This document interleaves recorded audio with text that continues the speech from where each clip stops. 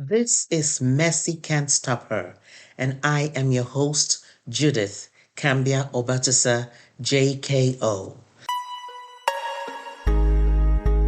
Welcome to this episode of Messi Can't Stop Her, the podcast where we share the stories of women's resilience through chaos, crisis, and the challenges of life.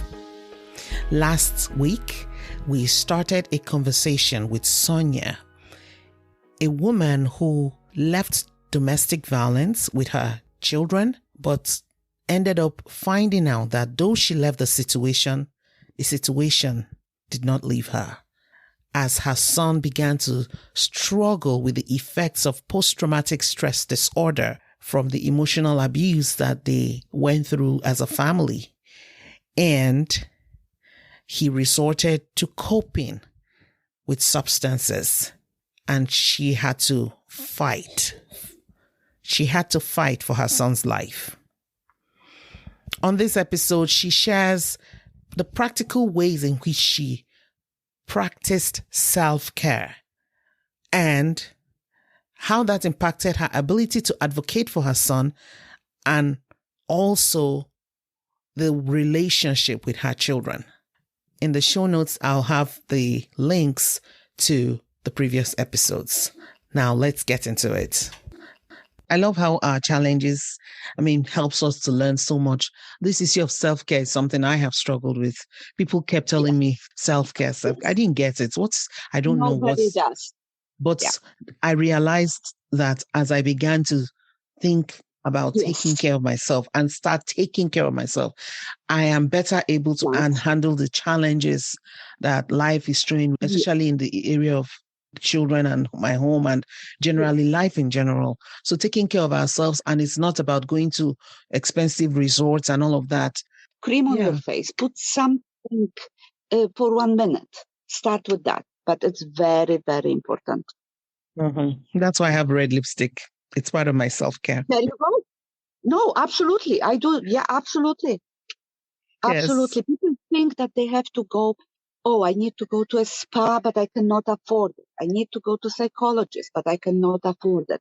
No, do what you can afford. I cannot do physical exercises. The treadmill is not for me, but calming, the meditation, bath, physical self-care, dress up and put the lipstick. That's all it needs. Comb your hair. Thank you so much. Some nicer clothes, not just the sweatpants. Very, very, put earrings on. See? Simple. Very simple. So how long were you in the marriage? 12 years. 12 years, but it took you 2 years. That's correct. To make up this is so amazing. Yes, if you're listening, this is true. People don't just get up and say, I'm going, pack my load. They are already thinking about it. Some people, something triggers them to eventually say, you know what, I'm done. But prior to that trigger, they were already mulling over, am I going to continue my life this? That's correct. Thank you for sharing That's that. Correct. So you left the relationship with no job, nothing, but you had a little bit of support from your friends, and you were able to. How did you get your first house? The first house you lived with your kids when you left? I actually managed to have him out of the house. We were renting, and he left. So I was lucky that way. That I stayed in my place, and because there was no physical abuse, I was never afraid. I was always peaceful with him because I was never fearful of anything. I knew that deeply inside he has a good heart. He left the house. How did you continue? How did you get the rent and all of that? Yes, I was lucky that financially he was helping, not supporting fully, but because I had to change my mindset as well and being diplomatic. I figured out that I'm not going to get anywhere by arguing and quarreling, even though I decided to be peaceful and be placid and be non-confrontational and be firm and not quarrel. And that way, even though I was provoked 24/7 into quarreling. And that's another thing, not to let the provoking get into you. Be strong, be firm, and be calm. Don't cry, don't be dramatic, because they do not care. They will not have empathy if you are crying. I was firm and I was very placid. And that way I was able to stay in the same place. And I was able to get some support for rent and food to Awesome. live. Yes. And after that, I got stronger and stronger and stronger, financially and emotionally, of course. But then the emotional abuse was, my children were experiencing PTSD from that ordeal. That's when I had to make a decision to put my children first. I was already semi-strong, but I wasn't strong enough to handle my previous PTSD from my previous domestic violence. And now my child suffering from PTSD and substance abuse, I wasn't strong enough to handle all of it. I had to get additional strength to handle and help my child, because the system of support for youth is completely broken. So you are talking about the children having PTSD. How did PTSD show up in the children? How did they show that PTSD in the way they behave? Okay. It is a very subtle. Okay. That's why it's very, very important to connect with the children. Lucky for me, because I am placid by nature. I am not a person who quarrels and being dramatic. And I am more of a, if I focus, if I focus, I have a pathway and I just plow through. But during that process, I communicate calmly.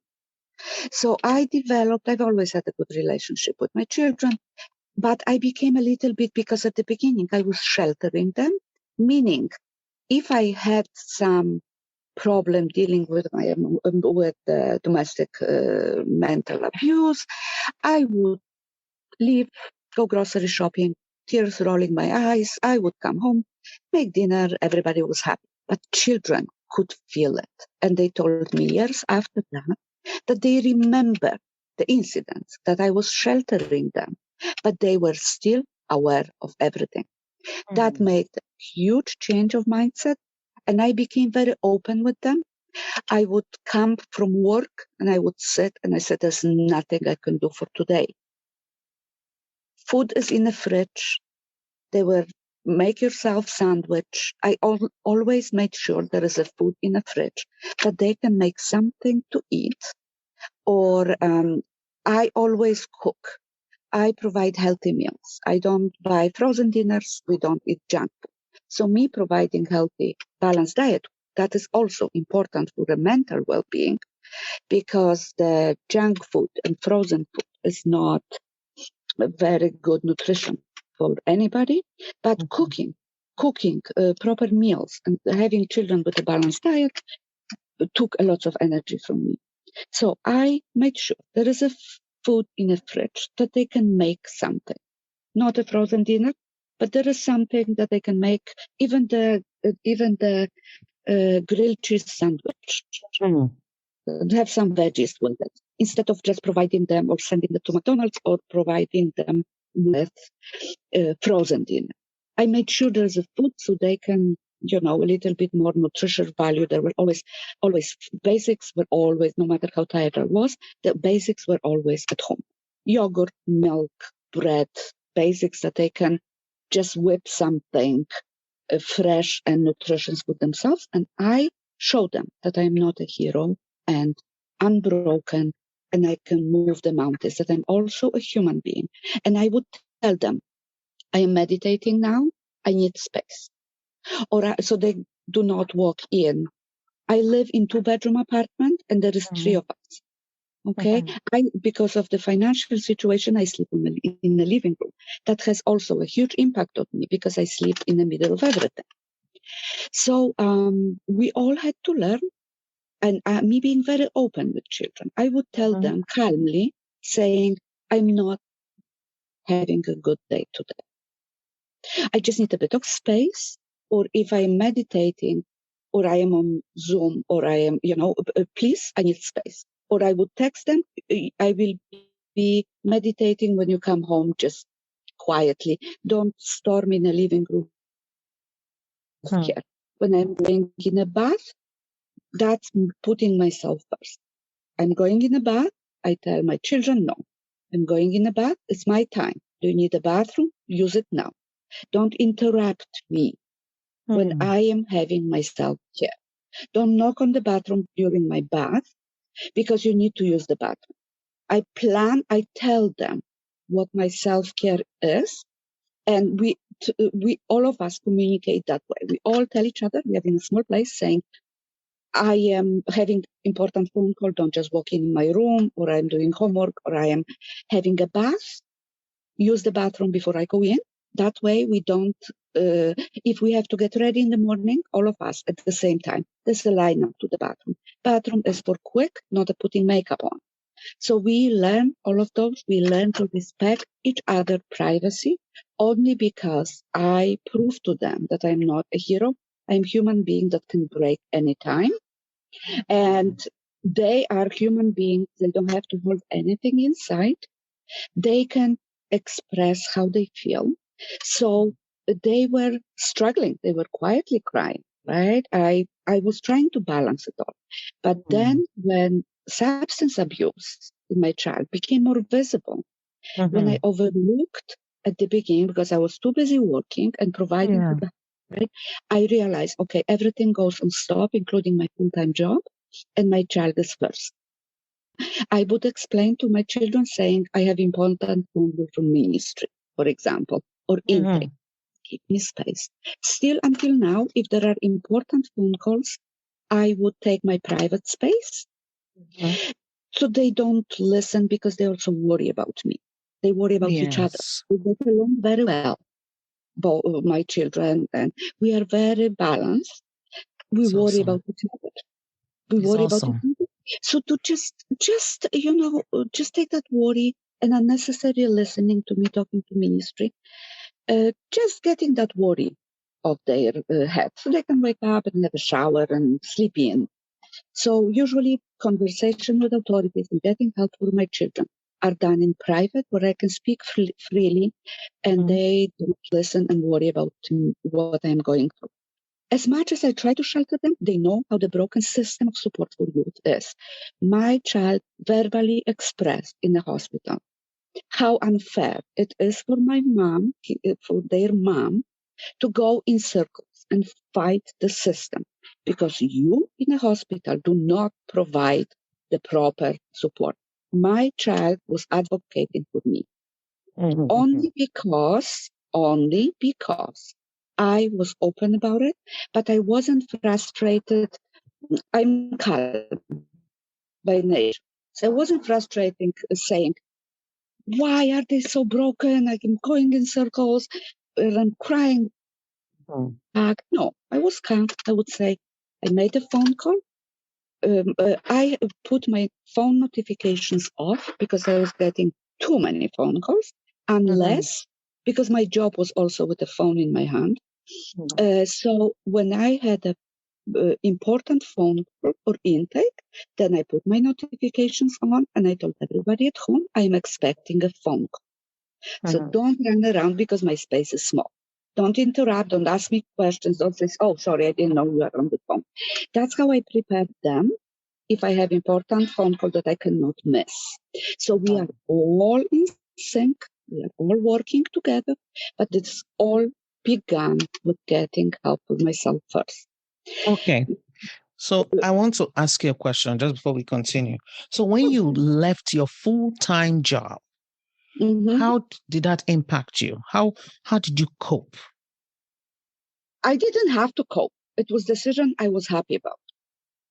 How did you pay your rent? How did you take care? I was on EI.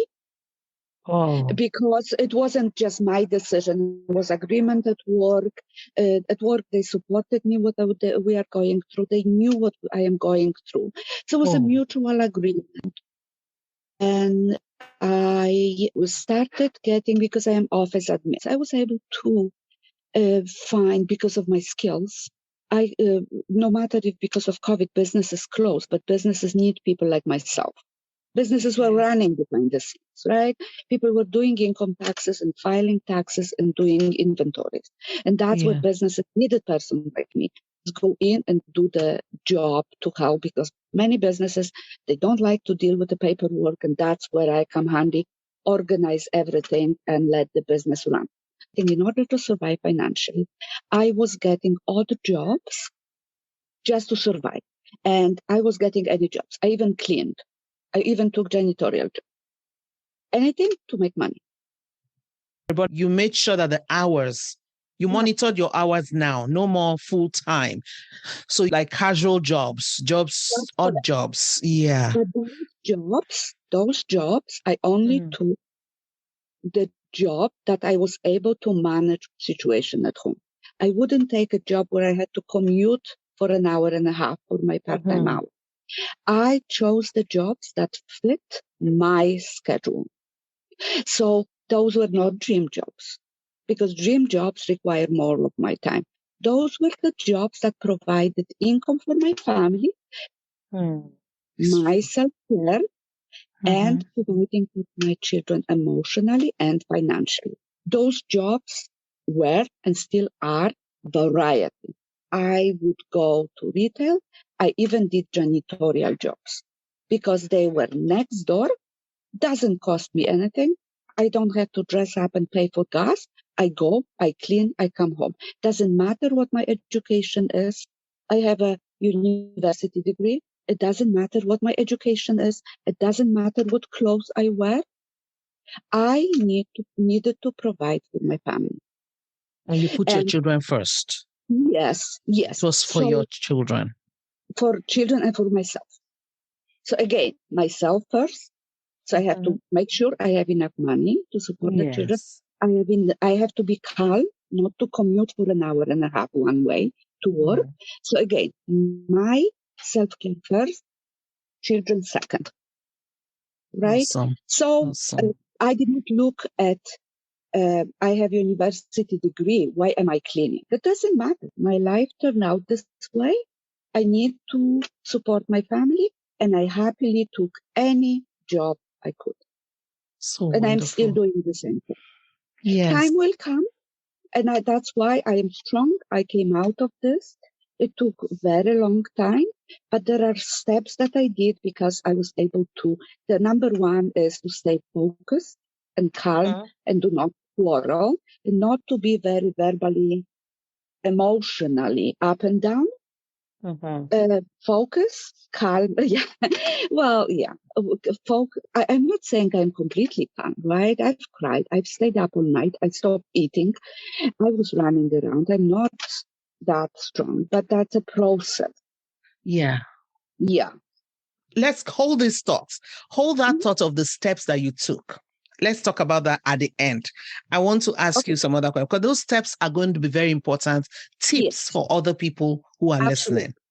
So you talked about the fact that there was a lack of connectedness in the support system. So you discovered when the school started letting you know that your child was going through mental health crisis, along with substance abuse, a terrible duo. Because as you earlier explained at the beginning of our conversation, you talked about the fact that these two things are serious, but there's no one way to get both solved. So there are two different paths to take for both. Now you had to wade into that system and get help for your son. So give us a little story, some of the experiences you had in trying to get help for your son in this system that is not connected, and how you were able to surmount it. You have told us one of them was keeping track. Yes. So, as I mentioned earlier, mental health itself, there is a medical profession. Substance abuse by itself is, again, the rehab detox support system. But both combined is an explosive duo. Number one, what helped me is staying calm and working with authority. Okay.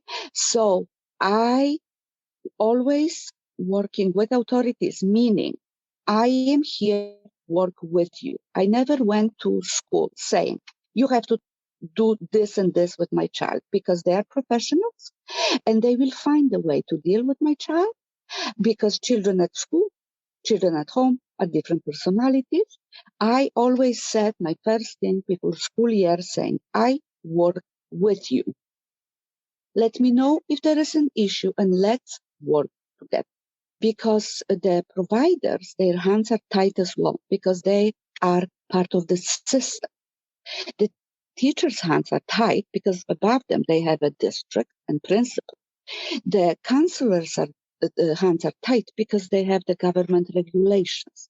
So me storming is not going to work, because those are the people who are trying the best to work in a broken system. Their hands are tied. So I mentioned the school, the police, everything falls under different government regulation, as well as the private sector. So number one, organization. And so in every support system, there are people who are human beings, right? Busy, forgetful, not keeping promises. But there are people who will take an extra mile to help you. So I searched for those people, but at the same time, I did it calmly, not saying this, for example, share.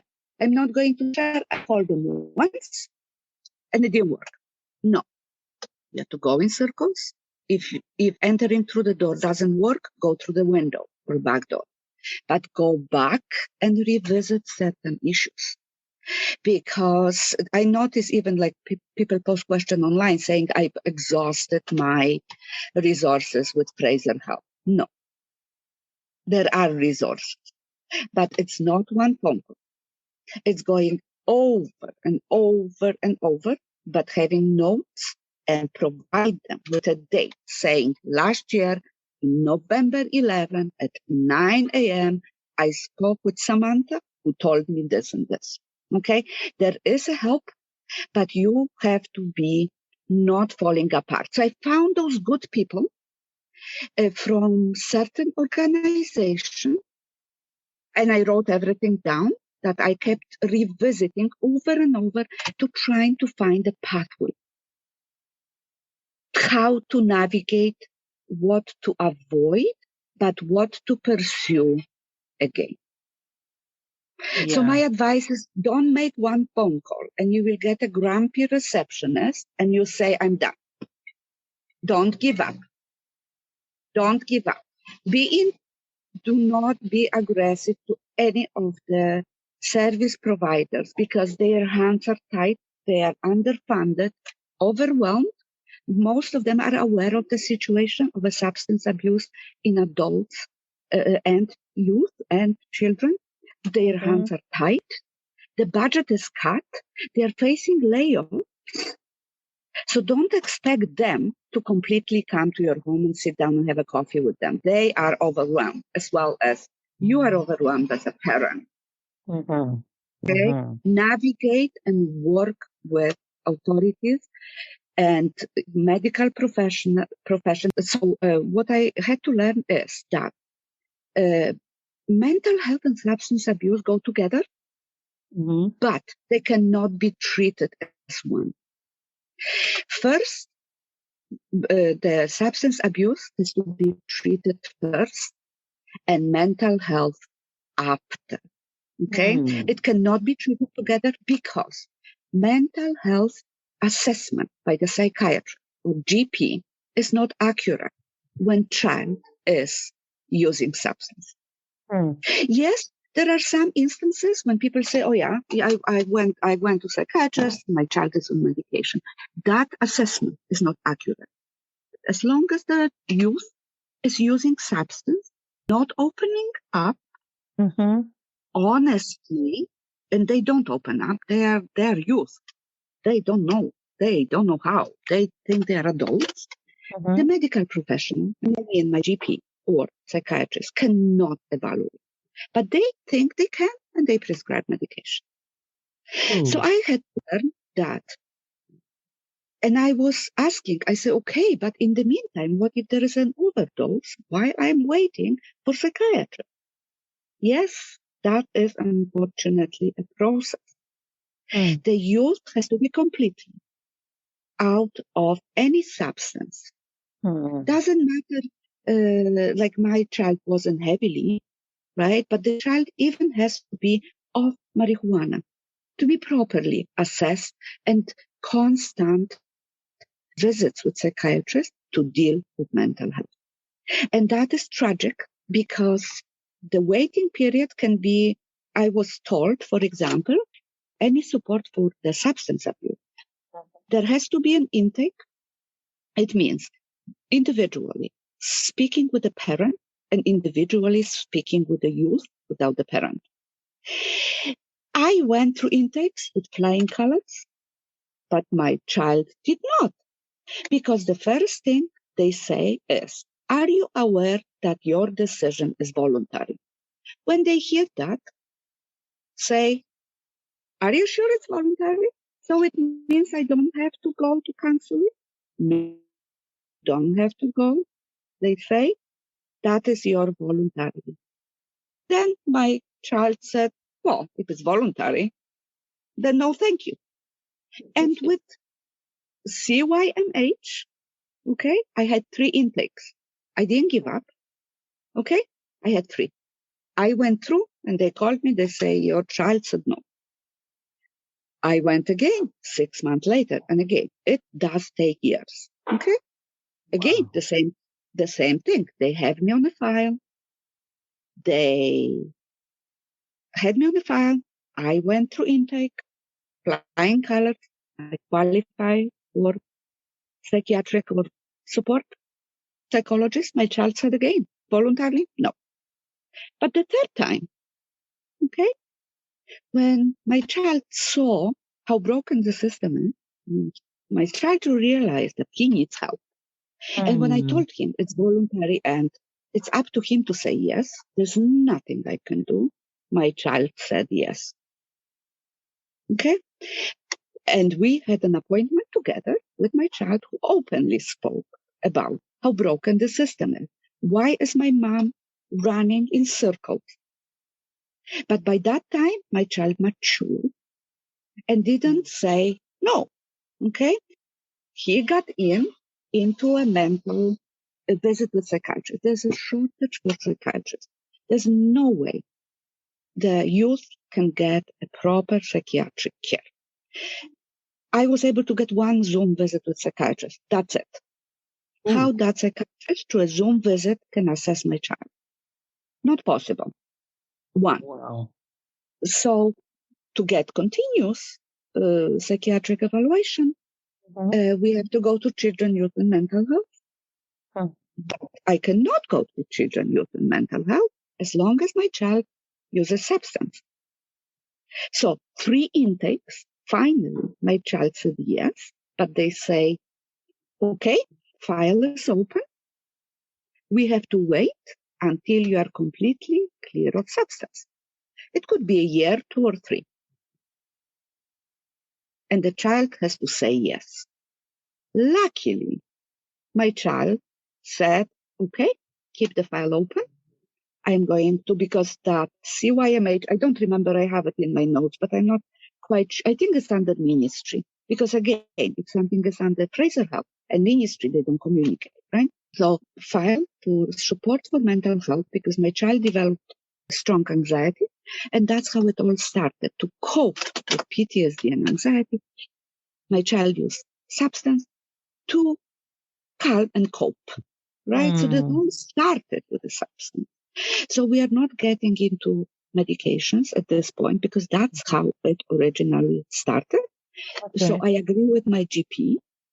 My child needs tools to cope, not a pill, right? To cope with PTSD, with anxiety, because my child hasn't been diagnosed, because I was still at that point on a substance. So luckily for me, because I'm calm and doing everything, my child said, yes, I am going to continue with the substance abuse. And then we come back to search, to begin searching again for help with mental health. And I was told openly, it can take a year, easily. It's a year or more before we go back to, that was all in the past, before we went back to get help with mental health. So, journey with the substance abuse is the beginning. Okay? During that journey, I was lucky to connect with one provider, with one counselor that my child connected with. Because there's another, I can connect. I found great people. But one phone call with my child is like, no, I don't like her attitude. Right? So you have to find something that works for your child, not for you. Right? So that's another problem in this journey, right? Another more rocks on that pathway. So luckily, I found the person that my youth connected to. Okay? So lucky. Then my youth went to agree to go to the counseling and wait for facility or detox, or because my youth knows that but we have to wait until it's 100% okay from the mental health department for the youth to go back to. So it's a lots of roadblocks, a lot that I, as a parent, found, and everything is confidential. I have no information what my child is going through. So my child can be saying that I abuse them or I don't know what. I will not be contacted about it. That will not be addressed. I went to the hospital once because I had to go for a day. I left my youth went to school. They are young, with my friend. I connected everywhere. I will be for a day in a hospital. This is the person who is in charge of my kids in case of emergency, and the father of the children is aware that I am in a hospital. 2 people with phones in their hand, ready to answer any emergencies to my children. In a hospital, I also said my children are, there's an emergency contact to my friend. Everything is organized on my end. And, a couple of weeks later, I got a phone call from ministry that they will visit me in my home for interview because I left my children unattended. How old were they? No problem. They were 18 and 16 at that time.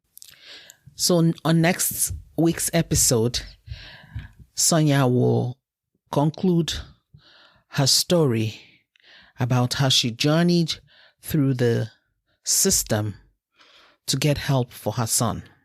If you're a mother and you're listening to this, and maybe you have a child that's struggling, or you know someone who is struggling, whose children are struggling, or someone in a domestic violence situation, please take a moment and share this episode with them. As mothers, we go through so much, but one thing that mothers do very well is seek the best for their children. Sonia's story is a testament of that. And I look forward to hanging out with you to hear the rest of Sonia's journey in the next episode of Mercy Can't Stop Her. As I always try to remind us, I always want to remind us, the more we share and the more we show care to others as they navigate the difficult terrain of life, especially where there is abuse, domestic violence involved, then we are empowering each other so that mercy will not stop us. I look forward to being with you again next week. And I just want to say thank you so much for listening, and see you next time.